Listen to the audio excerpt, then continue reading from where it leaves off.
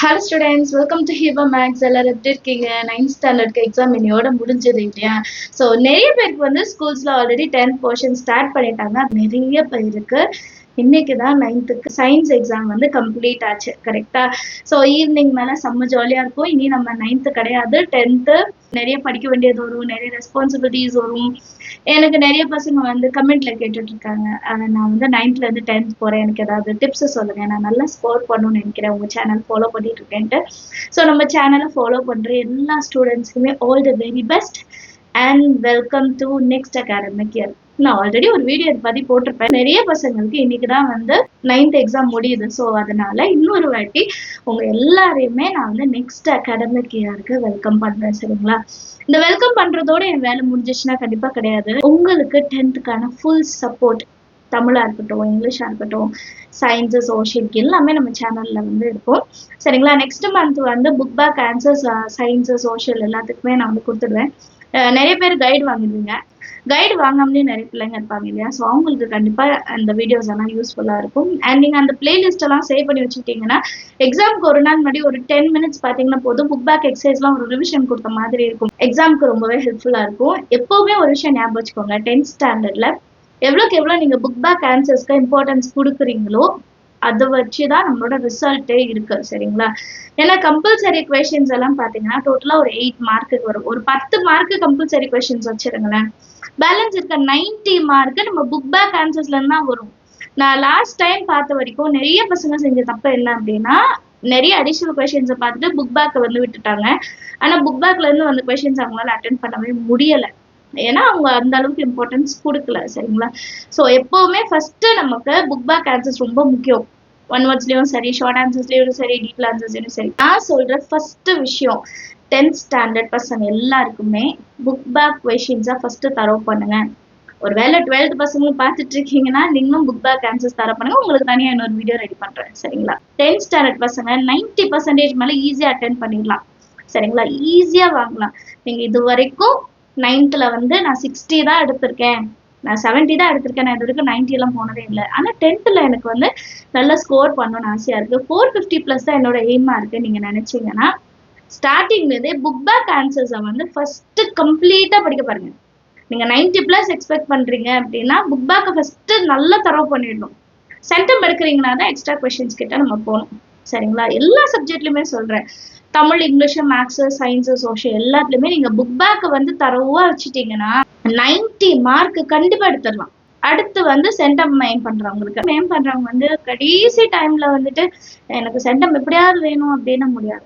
நீங்க centum main பண்றீங்கன்னா from day 1 நான் வந்து கம்ப்ளீட்டா புக் பேக் எல்லாமே முடிச்சிடுவேன். புக் இன் சைட்ல ட்ரை திஸ் ப்ராக்ரஸ் செக், அதே மாதிரி சயின்ஸ்ல எல்லாம் புக் இன் சைட் ஆக்டிவிட்டீஸ்லாம் வரும், அது எல்லாமே படிச்சிடுவேன். இது எல்லாமே நீங்க பண்ணிட்டீங்கன்னா உங்களுக்கு வந்து சென்டம் எடுக்கிறது வந்து ஃபைனல் ஸ்டேஜ் அப்போ கொஞ்சம் ஈஸியா இருக்கும். நான் என்ன சொல்ல வரேன்னு புரியும்னு நினைக்கிறேன். இப்போ நான் வந்து லாஸ்ட் 3 மாசத்துல ரொம்ப கஷ்டப்பட்டு ப்ரெஷர் எடுத்துக்கிட்டு நான் வந்து அதை ட்ரை பண்றதுக்கு ஃபர்ஸ்ட்ல இருந்தே செஞ்சீங்கன்னா அப்போ ஈஸியா இருக்கும் நமக்கு. சரிங்களா? எப்பவுமே சின்ன சின்னதா நம்ம செய்யற விஷயம் லாஸ்டா நமக்கு பெரிய ஹெல்ப் கொடுக்கும். அதனாலதான் சொல்றேன். சரிங்களா? ஸோ 90 வரைக்கும் எடுக்கணும்னு நினைக்கிறாங்க புக் பேக். பேரண்ட்ஸ் பார்த்துட்டு இருந்தீங்கனாலும் புக் பேக் கொஸ்டின்ஸை முதல்ல தரவு பண்ண வைங்க. அதுக்கப்புறமா நம்ம புக் இன் சைட் பார்த்துக்கலாம். சரிங்களா? பாஸ் பர்சன்டேஜ் தான் எடுக்கிறாங்க 9th வரைக்கும், 10th ஓரளவுக்கு மார்க் வேணும் அப்படின்னா ஒரு சில செலக்டட் லெசன்ஸ் இருக்கு, அதை மட்டும் தர பண்ணோம். ஸோ நெக்ஸ்ட் வீடியோஸ்ல அதை பத்தி நம்ம பேசுவோம். சரிங்களா? ஏன்னா ஃபர்ஸ்டே அது பண்ணிட்டா பசங்க அதை மட்டும் தான் பார்க்க ஆரம்பிச்சிடுவாங்க. முடிஞ்ச அளவுக்கு எல்லா லெசனோட 1 வேர்ட்ஸ், ஷார்ட் ஆன்சர்ஸ் தரவு பண்ண பாருங்க. ஃபர்ஸ்ட்ல இருந்தே கொடுக்கணும். ஏன் சொல்றேன்னா, ஒரு சில பசங்களுக்கு எப்படி மைண்ட் செட் இருக்குன்னா, டீட்டெயில் ஆன்சர் பார்த்தாலே படிக்க மாட்டாங்க. பெருசா இருக்கு, இதை போய் நான் எப்படி படிக்கிறது அப்படின்னு சொல்லிட்டு நீங்க 10th ஸ்டாண்டர்ட்ல வரும்போது ஷார்ட் ஆன்சர்ஸே ஒரு சிலது டீட்டெயில் ஆன்சர் மாதிரி இருக்கும். அந்த மாதிரி டைம்ல என்ன பண்ணுன்னா கொஞ்சம் ஷார்ட் பண்ணி கொடுங்க. 10 பாயிண்ட்ஸ் இருக்குன்னா 7 பாயிண்ட்ஸ், 7 பாயிண்ட்ஸ் இருக்குன்னா 5 பாயிண்ட்ஸ், 5 மார்க் ஒரு கொஸ்டின். சரிங்களா? அவங்க படிக்காம 5 மார்க் விடுறதுக்கு அவங்க 3 பாயிண்ட் 4 பாயிண்ட் எழுதினாலும் 2 மார்க் 3 மார்க் கிடைக்கும். சரிங்களா? கொஞ்சம் நம்ம இதெல்லாம் ட்ரிக்ஸ் எல்லாம் பண்ணி அவங்களுக்கு கொண்டு போகும்போது நம்ம 80+ கண்டிப்பா கொண்டு வந்துடலாம். சரிங்களா? ஸோ எல்லா பசங்களாலுமே எனக்கு தெரிஞ்சு 10th ஸ்டாண்டர்ட்ல 80+ போயிட முடியும். நான் கரெக்டா அவங்களை கைட் பண்ணி கொண்டு போனா போதும். நம்ம சேனல்ல அது 1 by 1 வந்துட்டே இருக்கும். முக்கியமான ஒரு விஷயம் நெக்ஸ்ட், மேக்ஸை பொறுத்த வரைக்கும், ஏன்னா இதை நான் சொல்லணும்னே நினைச்சிட்டு இருந்தேன் ஃபர்ஸ்ட்ல இருந்தேன், என்னன்னா மேக்ஸ்ல கால்குலேஷன்ஸ் வரும் இல்லையா? அடிஷன், சப்ராக்ஷன், டிவிஷன், மல்டிப்ளிகேஷன், இது எல்லாமே நீங்க ஒர்க் அவுட் பண்ணாம ஆன்சர் எழுதக்கூடாது. 9th ஸ்டாண்டர்ட் வரைக்கும் நம்ம இப்படி செஞ்சிருக்கலாம். இது என்னோட பசங்க டியூஷன்ல இது செய்வாங்க, அதனால சொல்றேன். ஆன்சர் வந்து மனப்பாடம் பண்ணிடுவாங்க. ஸ்டெப்ஸ் வரைக்கும் கஷ்டப்பட்டு கொண்டு வந்துருவான். அந்த மல்டிப்ளிகேஷன் சைட்ல செய்யறதுக்கு வந்து கொஞ்சம் லேசினஸ் ஆகும். இது எப்படிடா வந்தது அப்படின்னா, நான் வந்து இது படிச்சு எழுதிட்டேன் அப்படின்னு சொல்லி சைட்ல அது மல்டிபிள் பண்ணா ரொம்ப நேரம்லாம் எடுக்காதுடா அப்படின்னு சொல்லுவேன். இல்ல அக்கா, நான் கிளாஸ் ஒர்க்ல பார்த்து நான் அப்படியே எழுதிட்டேன். அவனுக்கு தெரியாது, நான் வந்து நம்பரை மாத்தி கொடுத்துருப்பேன். ஸோ ஒரு சில கொஸ்டின் நான் அப்படி செய்வேன். நம்பர் மாத்தி கொடுத்தா ஆன்சர் மாறி வரும். கரெக்டுங்களா? நீங்க வந்து அதே கொஸ்டின் நம்பர் மாத்தி கொடுத்தாலும் நமக்கு மல்டிப்ளிகேஷன் செய்ய தெரியணும். எல்லாருக்குமே மல்டிப்ளிகேஷன்ஸ்லாம் செய்ய தெரியும். உங்க எல்லாருக்குமே தெரியும். டிவிஷன்ஸ் தெரியும். ஏன்னா நம்ம வந்து 5th 6th எல்லாமே அதுதான் படிச்சுட்டு வந்திருக்கோம். ஆனா நமக்கு ஒரு சின்னதா ஒரு லேசினஸ், அந்த சின்ன லேசினஸ்னால என்ன பண்ணுவோம், சைட்ல கால்குலேஷன் பண்ண மாட்டோம். நான் வந்து மைண்ட்லேயே கால்குலேஷன் பண்ணிட்டேன், நான் வந்து ஞாபகம் வச்சு எழுதிட்டேன் அப்படின்னு சொல்லுவீங்க. பட் 10th ஸ்டாண்டர்ட் பொறுத்த வரைக்கும் அந்த தப்பு செய்யவே கூடாது. சரிங்களா? ஒரு சம்ல சின்னதா இப்போ 23 × 5ன்னு கேட்டா கூட சைட்ல ஒரு வாட்டி சால்வ் பண்ணிட்டு எழுதுங்க. 9th ஸ்டாண்டர்ட் வரைக்கும் வேற. 10th ஸ்டாண்டர்ட் உங்களோட ஃபர்ஸ்ட் பப்ளிக் எக்ஸாம் நீங்க எழுதுங்க. உங்களோட மார்க் ரொம்பவே முக்கியம். 10th ஸ்டார்ட் பண்ற பசங்களுக்கு என்னோட ஒரு கைண்ட் ரெக்வெஸ்ட், நீங்க வந்து எல்லா கால்குலேஷன்ஸையும் சைட்ல செஞ்சு பாருங்க. சரிங்களா? ஸ்கொயர் ரூட் எப்படி பண்றதெல்லாம் கேட்டிருக்கீங்க, நான் வீடியோ ரெடி பண்ணிட்டே இருக்கேன். சரிங்களா? ஏன்னா 10th வந்து உங்களுக்கு இன்னும் பெரிய பெரிய ஸ்கொயர் ரூட்ஸ் எல்லாம் எப்படி சால்வ் பண்றதுன்னு வரும். பாயிண்ட் வச்சு ஸ்கொயர் ரூட் சால்வ் பண்றதுலாம் வரும். எல்லாமே நான் சேனல்ல கொடுக்குறேன். சரிங்களா? ஆல்ரெடி வீடியோஸ் இருக்கு, பட் எல்லாம் பழசாயிடுச்சு. புதுசா வந்து நான் ரெடி பண்ணி தரேன். ஸோ இந்த லீவ் நல்லா கேர்ஃபுல்லா யூஸ் பண்ணிக்கோங்க. நம்ம ஹிபா மேக்ஸ்ல இருந்து கூட ஆன்லைன் கிளாஸ் போயிட்டு இருக்கு மேக்ஸுக்கு. எப்போதுல இருந்துன்னா ஏப்ரல் 20ல இருந்து மே 20 வரைக்கும் ஃபர்ஸ்ட் 30 days ஸ்பெஷல் கிளாஸ். அப்புறமா மே 31 வரைக்கும் லீவு. மே 21 to மே 31 வந்து லீவு 10 நாள். அதுக்கு அடுத்த நெக்ஸ்ட் மந்த் ஜூன் 1st இருந்து ரெகுலரா ஸ்டார்ட் ஆயிடும். சரிங்களா? நிறைய பேருக்கு தெரியும், நிறைய பேர் வந்து ஜாயின் பண்ணிருக்காங்க, ரெஜிஸ்டர் பண்ணிருக்காங்க. ஸோ நீங்களும் ஜாயின் பண்ணணும்னா கீழே வாட்ஸ்அப் நம்பர் தரேன். ஸ்க்ரீன்ல தெரியுற வாட்ஸ்அப் நம்பருக்கு ஒரு மெசேஜ் பண்ணுங்க. சரிங்களா? ஏன்னா ரெஜிஸ்ட்ரேஷன் வந்து ஏப்ரல் 18 க்ளோஸ் ஆகிடும். ஏப்ரல் 20ல இருந்து கிளாஸ் ஸ்டார்ட் ஆக போகுது. ஸோ நீங்க ஜாயின் பண்ணணும்னா ஜாயின் பண்ணுங்க.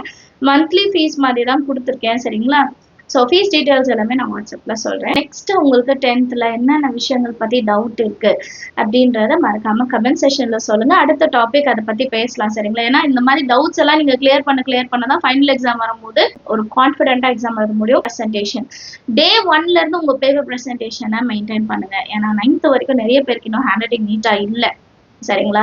நிறைய பேர் பார்க்க டியூஷன்ல நிறைய பிள்ளைங்க வராங்க. ஒரு 10 பேர்ல 8 பேருக்கு வந்து நல்ல ஹேண்ட் ரைட்டிங் இருந்தா 2 பேருக்கு கொஞ்சம் ஹேண்ட் ரைட்டிங் மோசமா இருக்கும். ஸோ அவங்களுக்கு வந்து நம்ம ரொம்ப அழகா எழுத வைக்கணும்லாம் கிடையாது, நம்ம பேப்பரை வந்து நீட்டா ப்ரெசென்ட் பண்ண வைக்கணும். ஏன்னா இதுக்கப்புறம் நம்ம வந்து கர்சிவ்ல இருந்து ஸ்டார்ட் பண்ணி நம்ம அப்படி வர முடியாது. பட் நீட்னஸ் இல்லாம இருக்குன்னா நம்ம வந்து அதை ரெடி பண்ண முடியும். சரிங்களா? ஸோ இப்போதுல இருந்தே ஸ்டார்ட் பண்ணுங்க. கொஞ்ச நாளைக்கு ரூல்டு பேப்பர்ல எழுதி பாருங்க.